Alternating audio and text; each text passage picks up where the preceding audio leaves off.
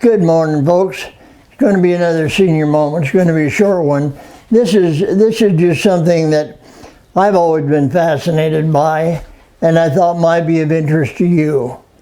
So way back when I was a good deal younger, back in 1987 or 88, one afternoon, I was sitting in my shop one afternoon, I got a call from somebody down in Los Angeles wanting to know if I could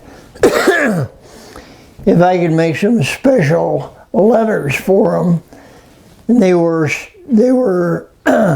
doing a pilot for a TV show. And I said, send me some information on it and I'll see. So they sent me some information and some pictures. And we knew of a company in the Bay Area, I think it was over in Richmond, that could cut real heavy plastic. So anyway, they sent me the pictures. I got in touch with this company in Richmond, and these are the final results. The name of the new show was Tales from the Crypt. Now, some of you have been around for a while. It started in '89, and it ran for 7 seasons, so it ran through 95 or 96. So this was the name of the show. And the letters needed to be cut from 2-inch thick acrylic. And because it was just like they do with the lasers nowadays. They scan the letters into the program, and then the laser actually cut them. But this is a result of what we did for cutting the original letters for the TV show Tales from the Crypt. And so the way I remember it, Dad, correct me if I'm wrong, the way I remember it is we jobbed it out to this company over in the Bay Area, and then they cut the letters and also sent us the scrap block. Exactly. They cut the letters because we bought the scrap.